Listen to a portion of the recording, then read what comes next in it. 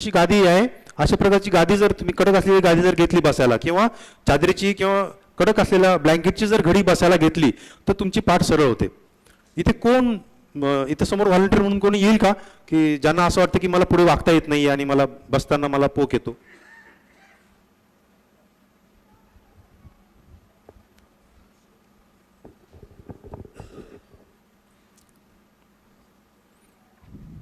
इथं हात कमरेवर ठेवून वाकून बघ, असं किती जाता येतं तुला खाली. ओके, इथं इथं ताण पडतंय. ओके, खाली मांडी घालून बसता येईल.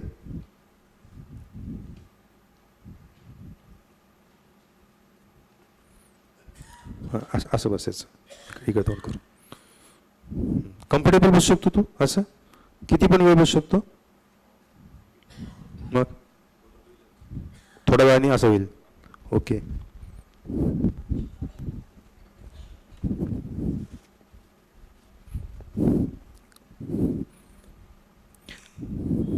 आता तू रिलॅक्स बस थोडंसं असं.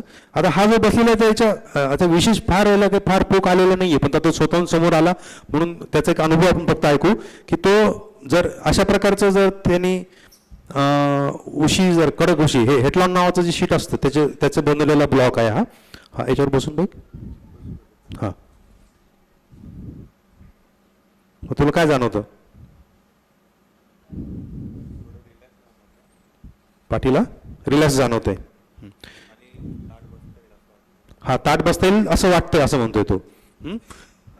हा सूक्ष्म फरक आहे, खूप जास्त पोक नाही त्याला, सूक्ष्म फरक आहे. आता हे काढून घेतो मी, थोडंसं पाठीकडे बघायच्या. हा, ह्याच्या पाठीकडे बघा, काढून घेऊ आपण. किंचितसा पोक येतो, पाय लांब करून बस. हा, हा मागे झुकलेला आहे, हा मागे झुकलेला आहे. आता बस याच्यावर. थोडा हा सरळ झाला. अजूनही जर एखादा ब्लॉक दिला तर हा अजून सरळ होईल. याच्यामध्ये काय केलं आपण, अँगल तोच ठेवला. हा, त्याचा अँगल 90 डिग्री होत नाहीये, अँगल तोच ठेवला. फक्त आपण काय केलं, असं केलं, त्याची कंबर वरती उचलली फक्त. तुम्हाला बसताना हे होतं कुठे, ते हॅमस्ट्रिंग टाईट असतात ना म्हणून. हा, घेतलेली आहे. बरं, हा हा कर कर कर. हा, हा पुढे जाऊ शकत नाही कारण हा, याचं कारण काय आहे की त्याची हॅमस्ट्रिंग त्याला पुढे जाण्यासाठी अलाव नाही करत, ते टाईट असतात. हे ज्यावेळेस हळूहळू ते फ्री होतील त्याच वेळेस तो पुढे जाऊ शकेल. ते स्ट्रेस होतं ना इथे मागच्या बाजूला. हा, येस. नाही, हा आता विषय सोडून प्रश्न आहे, आपण नंतर बोलू त्याच्यावर. या बसण्याच्या पद्धतीमध्ये जेव्हा तुम्हाला प्राणायाम करायचा आहे आणि तुम्हाला असं वाटतं की प्राणायाम करताना मला लवकरच चालेल, तू गेला तरी चालेल, मी यांच्याकडनं एक हे करून घेतो, थोडं थांबा इथे. प्राणायाम करताना, विशेषतः ध्यान करताना तुम्हाला जेव्हा असं वाटतं की मी खूप वेळ पाठ सरळ ठेवू शकत नाही आणि लवकरच मला असं खाली झुकल्याची भावना होते किंवा माझी प्रवृत्ती अशी खाली झुकण्याची होते, तर अशा वेळेस तुम्ही अशा प्रकारचा ब्लॉक घेऊन किंवा सिंपल घरामध्ये जे काही चादर, सोलापुरी चादर किंवा कडक असलेलं ब्लँकेट, त्याची घडी तुम्हाला किती आवश्यक आहे तितक्या जाडीची घडी घेऊन तुम्ही त्याच्यावर बसायला पाहिजे. पूर्वीच्या काळामध्ये जेवताना पाठ घ्यायचे, पाठ असायचे पूर्वी. हां, तर ते पाठ असे हायटेड असायचे, साधारणतः एक 3-4 इंच, 3-3 इंच तरी असतील कदाचित. त्या पाठावर बसायचे. तर त्याचं काय कारण असेल, तर ते पाठावर बसल्यामुळे एक तर तुमची पाठ सरळ राहायची, शिवाय पाठावर आपण नितंब ठेवून आणि पाय खाली राहायचे, तर गुडघ्यावरचा ताण कमी व्हायचा.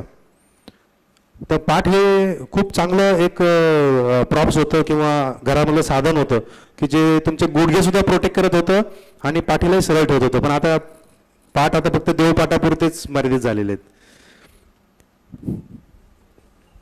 अशा प्रकारची चेअर सगळ्यांच्या घरात असते आणि या चेअरमध्ये एक दोष आहे, तो म्हणजे या ठिकाणी खड्डा आहे. पण तो खड्डा अशा पद्धतीने बनवलेला आहे की ज्या व्यक्तींना थोडा पोक असेल तर त्या अशा लोकांना याच्यामध्ये बसलं की फार कम्फर्टेबल वाटतं. पण मी म्हणालो की कम्फर्ट म्हणजे हेल्थ नाही आहे. कम्फर्ट आहे तर अशा वेळेस तुमचे स्नायू त्या ठिकाणी ॲक्टिव्ह नसतात, ती इनॲक्टिव्ह होतात आणि स्नायूंना आलेला फटीक निघून गेल्यासारखं क्षणभर वाटतं, परंतु कम्फर्ट हा थोड्या वेळासाठी ठीक असतो, पण जर कंटिन्यू कम्फर्टमध्ये राहाल तर तुमच्या मसलच्या ॲक्टिव्हिटी कमी होतात आणि त्या कमजोर व्हायला लागतात. याच्यामध्ये बसा, आपण असं करूयात, सहज कॅज्युअली बसा, एकदम कॅज्युअली बसा, मागे टेका. बरं, आणि आता समोर या थोडं असं. ओके, कम्फर्टेबल बसलेलं आहे तुम्ही, एकदम रिलॅक्समध्ये. पोश्चरचा अवेअरनेस नाही आहे ना?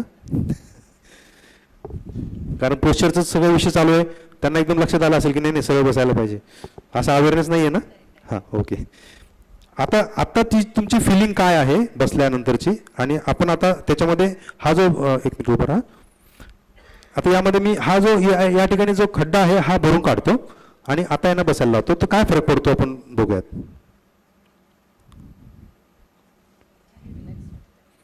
नाही, रिलॅक्स वाटतं की काय वाटतं?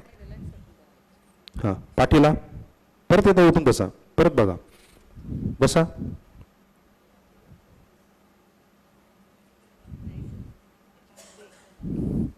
याच्यामध्ये ओके वाटतंय, मी कम्फर्टेबल आहे.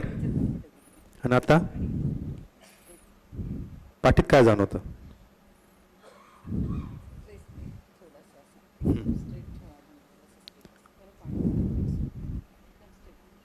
पाठ सरळ राहते. हां, हां, एक मिनिट उठा. त्या म्हणतात की हे जर नाही ठेवलं तर मला कम्फर्ट वाटतं, कारण मागे टिकून राहतो आपण, मसल ज्या आहेत त्या कम्फर्ट झोनमध्ये जातात, तुम्हाला फटीग येत नाही आणि छान वाटतं. पण ही अशा प्रकारचं जर तुम्ही बैठं काम जर केलं तर त्या मसलला त्या निष्क्रिय राहिल्यामुळे त्या हळूहळू वीक व्हायला लागतात. म्हणून जर तुम्हाला सरळ बसायचं असेल चेअरवर, तुम्ही खूप काम करणार आहात चेअरवर बसून, तर अशा वेळेस तुम्हाला अशा प्रकारचे त्या खुर्चीमध्ये बदल करणं आवश्यक आहे. लक्झरियस चेअर ज्या आहेत या कम्फर्टेबल असतात, परंतु या कालांतराने तुम्हाला त्रासामध्ये नेणारे असतात. हां, जे म्हणजे इथे तुम्हाला कंपल्सरी सरळ बसावंच लागतं है ना. कोणाला इमिजिएटली पटकन 2 मिनिटात कोणी येत असेल तर बघा, कोणाला यायचं आहे व्हॉलेंटियर म्हणून? हां, या. हां, विशेषतः ज्यांचे हॅमस्ट्रिंग टाईट आहे त्या लोकांसाठी हा बदल करणं फार गरजेचं आहे. फक्त बारकाईने ऑब्झर्वेशन करायचं. बसा एकदा, कसं वाटतंय? हां, आणि आता याच्यावर बसून बघा.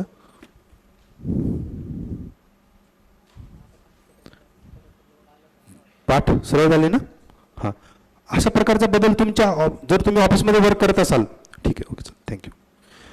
जर तुम्ही ऑफिसमध्ये वर्क करत असाल, तुम्हाला बसण्याचं काम आहे आणि तुमची जर चेअर अशा प्रकारची असेल जी लक्झरियस आहे, आजकाल कॉम्प्युटरसाठी वापरण्यासाठी ज्या चेअर येतात त्या बऱ्यापैकी पाठ कंपल्सरी सरळ राहील अशा प्रकारच्या आहेत, परंतु ज्या कम्फर्टेबल देणाऱ्या ज्या चेअर आहेत, म्हणजे लक्झरियस चेअर ज्या आहेत, बकेट सीट ज्याला म्हणतो कारमधल्या, या तितक्या पुढे कम्फर्ट ठीक आहे, परंतु ॲक्च्युली त्या तुमच्या मसल्सला नंतर डॅमेज करणाऱ्या असतात. म्हणून हा तुमच्या चेअरमध्ये हा बदल करणं आवश्यक आहे.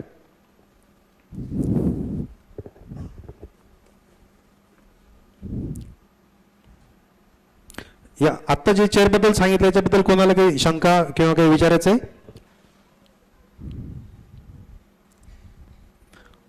पाठीला जर पोक असेल, योग शिक्षकांसाठी महत्वाचं आहे. पाठीला जर पोक असणारे लोक असतील, त्यांना जर योग मुद्रा वज्रासनामधली असेल किंवा साधी मांडी घालून असेल, अशी जर त्यांना योग मुद्रा दिली तर त्यांचा जो पोक आहे तो खूप वाढतो. हा या ठिकाणी बघा, हा पूर्ण असा पोक येतोय, परंतु जर त्यांना आपण थोडंसं समोर जर ब्लोस्टर वगैरे काही दिलं तर त्यांची पाठ बऱ्यापैकी सरळ होऊ शकते. ही जी इमेज आहे ही थोडीशी अशी आखूड झाल्यामुळे तो पोक दिसायला लागला. ॲक्च्युली प्रोजेक्टरचा दोष असल्यामुळे तो नीट डिस्प्ले होत नाहीये. म्हणजे ज्यांना पोक आहे त्यांना ते काही आसनं करताच येत नाहीत, तर अशा वेळेस त्यांच्या आसनांमध्ये जर आपल्याला बदल करून घ्यायचा असेल की पोश्चर हे फक्त बसण्या उठण्यामधलं नाहीये, आसन करत असताना सुद्धा ते योग्य पोश्चरमध्येच आसन केलं गेलं पाहिजे, तर त्याचा बेनिफिट आहे. म्हणजे आसन करत असताना सुद्धा तो अवेअरनेस पाहिजे की आपलं जी काही मणक्यांची रचना आहे ती डिस्टर्ब न होता आपण प्रॉपर पोश्चरमध्ये योगासनं करत आहोत का. आणि जर तसे करता येत नसतील तर छोटे छोटे बदल करून आपण ते पोश्चर त्याच्यामधलं सुधारू शकतो. हे एक आणखीन पाठीचा जर पोक असेल तर याला पर्वतासन किंवा अधोमुख श्वानासन म्हणतात. इथे जर आपण याला रोप दिला, या काकांना पाठीला खूप मोठा पोक आहे, परंतु यांना जर मागच्या बाजूला रोप देऊन त्यांना अधोमुख श्वानासन म्हणजे मागच्या बाजूने त्यांना खेचून धरलेलं आहे आणि त्यांना मग पाठ सरळ करायला लावली, तर त्यांना ती पाठ बऱ्यापैकी सरळ करता आली. आणि हे जेव्हा ते वारंवार करतील तेव्हा त्याच्या आखडलेल्या मसल्स आहेत ज्याच्यामुळे त्यांना पोक आलेला आहे, त्या मसल्स मोकळ्या व्हायला मदत मिळेल. पोश्चर सुधारण्याच्या सोबत जी कंबरदुखी आणि पाठदुखीसाठी जे काही योगासनं परिणामकारक आहेत त्याच्यामध्ये मार्जरी आसन हे खूप महत्त्वाचं आहे. मार्जरी आसन हे तुमच्या पाठीच्या स्नायूंना मोकळं करणारं आसन आहे, फ्लेक्झिबिलिटी वाढवणारं आसन आहे. त्यानंतर सनबर्ड पोज याचं नाव आहे या खालच्या पोजचं. याच्यामध्ये मार्जरी आसनमध्ये पाठ न्यूट्रल ठेवून तुम्ही उजवा हात आणि डावा पाय आणि दुसऱ्यांदा करताना डावा हात आणि उजवा पाय असं स्ट्रेट तुम्ही आणता. ही पोज जेव्हा तुम्ही केलेली असते त्यावेळेस तुमचे पोटाचे स्नायू आणि पाठीचे स्नायू हे स्टॅटिक स्ट्रेंथनिंगमध्ये जातात, म्हणजे स्थिर राहून स्नायूंची बळकटी वाढणे, स्टॅटिक स्ट्रेंथनिंगमध्ये. ही जर पोज तुम्हाला जर स्थिर ठेवता आली तर ही तुमच्या कोर मसल्सला पण स्ट्रेंथनिंग देते आणि पाठीच्या मसल्सला सुद्धा स्ट्रेंथनिंग देते. परंतु याचा जो कालावधी आहे हा कालावधी मात्र तुमचा 30 सेकंदापेक्षा जास्त करायला पाहिजे. बहुतेक योगाच्या क्लासेसमध्ये योगासनं करत असताना घाईघाईमध्ये आसनं केले जातात. 10 सेकंद 15 सेकंद फक्त होल्ड केला जातो. आसन हे जर तुम्हाला त्याचा परिणाम पूर्णपणे घ्यायचा असेल तो